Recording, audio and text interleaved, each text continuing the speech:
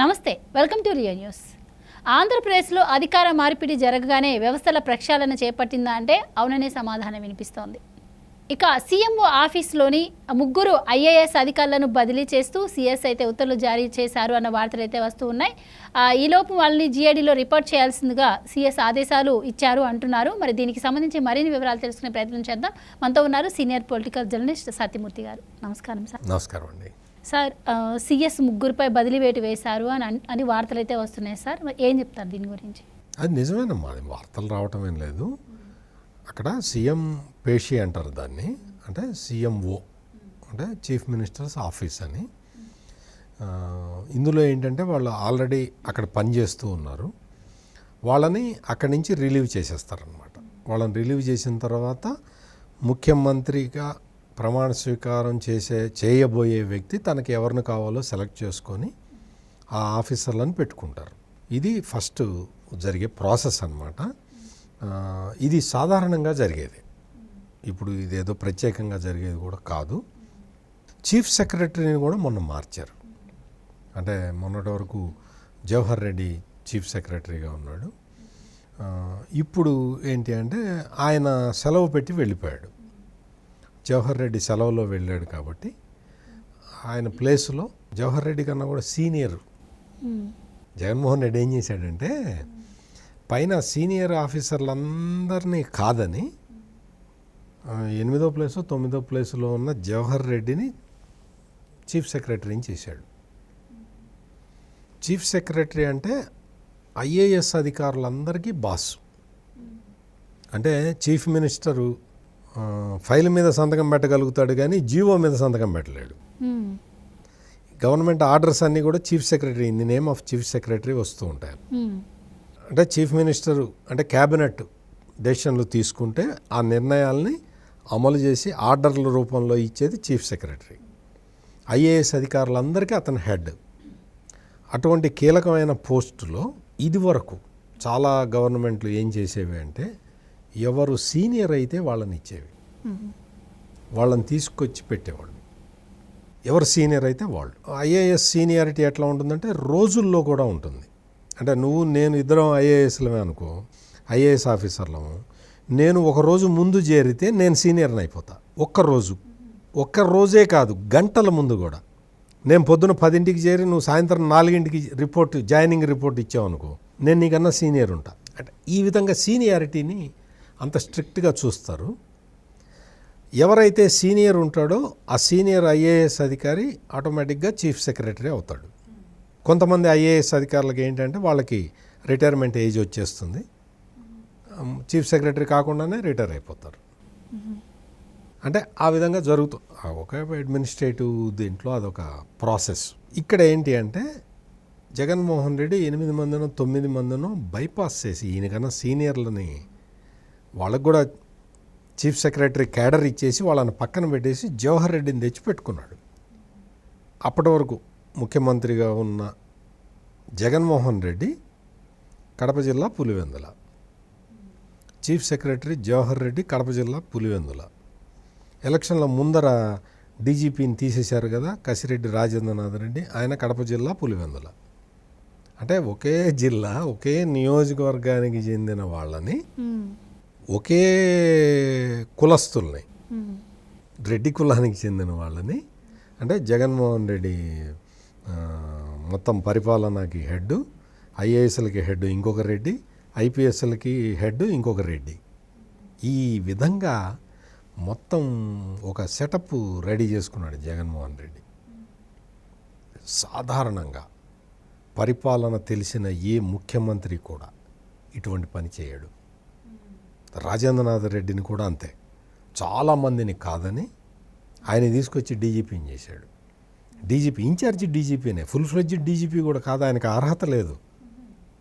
Incharge డీజీపీగానే పెట్టి అదే continue చేసి ఎవరు అడగట్లేదు, ఎవరిని అడగనివ్వకుండా చేసి ఆయన్నే కంటిన్యూ చేసి ఆయన ద్వారా తనకు కావాల్సిన పనులు చేయించుకొని ఏ ముఖ్యమంత్రి ఎట్లా చేయడు. తెలంగాణలో ముఖ్యమంత్రిగా పనిచేసిన కేసీఆర్ ఉన్నాడు కదా, జగన్మోహన్ రెడ్డి కన్నా దారుణంగా చేశాడు. కేసీఆర్ తెలంగాణ ఉద్యమకారుడు, ఉద్యమ నేత. తెలంగాణ అంటే అసలు ప్రాణాలు అర్పించే తెలంగాణ జాతిపిత అని చెప్పుకుంటాడు. ఆంధ్ర క్యాడర్కి చెందిన ఒక ఐఏఎస్ ఆఫీసర్ని చీఫ్ సెక్రటరీగా పెట్టుకున్నాడు తెలంగాణకి. సోమేష్ కుమార్ అని దాదాపుగా 12 మంది అధికారులని కాదని జూనియర్ అయిన సోమేష్ కుమార్ని తెచ్చి, అది కూడా ఆంధ్ర క్యాడర్కి చెందిన వ్యక్తిని తీసుకొచ్చి తెలంగాణకి చీఫ్ సెక్రటరీగా పెట్టుకున్నాడు. 12 మందిని కాదని. ఇట్లా జగన్మోహన్ రెడ్డి, కేసీఆర్ ముఖ్యమంత్రులుగా ఉండి చేసినట్టు గతంలో ఏ ముఖ్యమంత్రి చేయలేదు. ఒకళ్ళిద్దరిని ఓవర్లుక్ చేస్తారు, ఒకళ్ళో ఇద్దరో ముగ్గురో, వాళ్ళకి కూడా ఇదే క్యాడర్ ఇచ్చేసి వాళ్ళకి కావాల్సిన వాళ్ళని పెట్టుకున్న సంఘటనలు ఉన్నాయి. కానీ 12 మందిని ఓవర్లుక్ చేసి కింద ఉన్న జూనియర్ ఆఫీసర్ని తీసుకొచ్చి చీఫ్ సెక్రటరీగా పెడితే ఈ పైనున్న 11 మంది ఈ జూనియర్కి రిపోర్ట్ చేయాలి. వాళ్ళకన్నా జూనియర్ కదా, వాళ్ళకన్నా జూనియర్ ఆఫీసర్కి ఈ సీనియర్లు వెళ్ళి రిపోర్ట్ చేయాలి. ఈ తరహా పరిపాలన తెలంగాణలో కేసీఆర్ చేశాడు, ఆంధ్రాలో జగన్మోహన్ రెడ్డి చేశాడు. ఇప్పుడు అందుకని గవర్నమెంట్ మారుతున్న దశలో సీనియర్ అయిన నీరబ్ కుమార్ ప్రసాద్ని తీసుకొచ్చి చీఫ్ సెక్రటరీగా పెట్టారు. He is the senior most person. ఈయనకి న్యాయబద్ధంగా నీరబ్ కుమార్ ప్రసాద్కి ఎప్పుడో రావాల్సిందే చీఫ్ సెక్రటరీ. జగన్మోహన్ రెడ్డి ఈ నీరబ్ కుమార్ ప్రసాద్ రెడ్డి కాదు కాబట్టి నీరబ్ కుమార్ ప్రసాద్ని పక్కన పెట్టి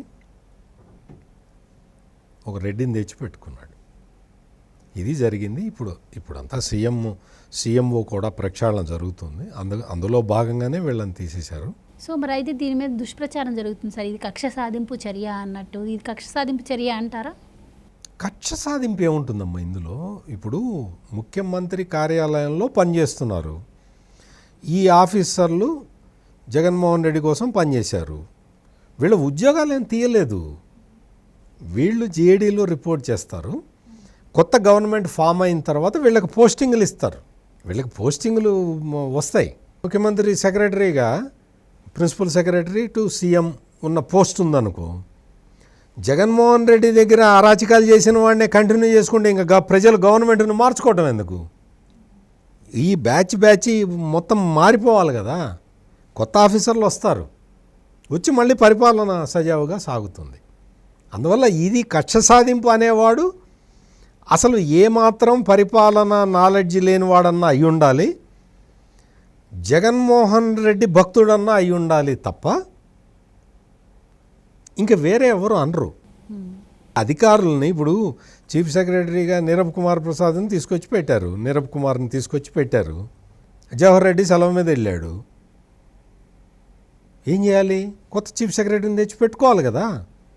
ఆటోమేటిక్గా జరిగే ప్రాసెస్ అది. అట్లా జరిగింది. ఆ విధంగా ఒక అడ్మినిస్ట్రేటివ్ పరంగా తీసుకోవాల్సిన నిర్ణయాలు. ఇప్పుడైతే ముఖ్యమంత్రిగా చంద్రబాబు నాయుడు అయితే ఇంకా పదవి స్వీకారం చేయలేదు కదా. మరి ఈ మార్పులన్నీ ఎవరు చేశారు? అసలు ఇంకా ముఖ్యమంత్రిగా ప్రమాణ స్వీకారమే చేయలేదు. అప్పుడే ఈ సోషల్ మీడియాలో చంద్రబాబు నాయుడు మీద ఈ దుష్ప్రచారం మొదలుపెట్టేశారు. అంటే వీళ్ళు ఓడిపోయిన దాన్ని జీర్ణించుకోలేక వైసీపీ, అందుకనే నేను మన డిస్కషన్ ముందర కూడా చెప్పింది అదే. నువ్వు కడప జిల్లా పులివెందుల రెడ్లను తెచ్చుకొచ్చి ముగ్గురిని తీసుకొచ్చి పెట్టుకున్నావు, నువ్వు సజావుగా పరిపాలించినట్ట. ఇప్పుడు మామూలుగా పేషి మారుతుంది. అది ముఖ్యమంత్రి స్టాఫ్ వాళ్ళందరూ ఉంటారు. ముఖ్యమంత్రి కార్యాలయంలో పనిచేసేవాళ్ళు చాలా కీలకమైన నిర్ణయాలు తీసుకోవాలి. చంద్రబాబు నాయుడు దగ్గర పనిచేయాలంటే 24 గంటలు వాళ్ళు అటెన్షన్లో ఉండాలి. అటువంటి మెరికల్ లాంటి ఆఫీసర్లను చంద్రబాబు నాయుడు సెలెక్ట్ చేసుకుంటాడు. తన వర్క్ స్పీడ్కి ఆ స్పీడ్ తోటి పోయే అధికారి కావాలి ఆయనకి. ఆయన అటువంటి వాళ్ళని సెలెక్ట్ చేసుకుంటాడు. ఇంకోటి ఎవడో ఒక ముఖ్యమంత్రి ఉంటాడు, ప్రజాధనాన్ని లూటీ చేద్దాం అనుకున్న ఒక ముఖ్యమంత్రి ఉన్నాడు అనుకో, ఎవరెవరు ఉన్నారు దొంగలను ఎత్తుక్కొని ఆ దొంగల్ని తన చుట్టూ పెట్టుకుంటాడు. పాలన అడ్మినిస్ట్రేషన్ చేయాలనుకున్నవాడు అడ్మినిస్ట్రేటివ్గా అసలు ఎవరు స్ట్రాంగ్ ఎవరున్నారు, ఖచ్చితమైన నిర్ణయాలు తీసుకునే వాళ్ళు ఎవరు, వాళ్ళని వెతికి తన చుట్టూతో పెట్టుకుంటాడు. Thank you so much. నమస్కారం.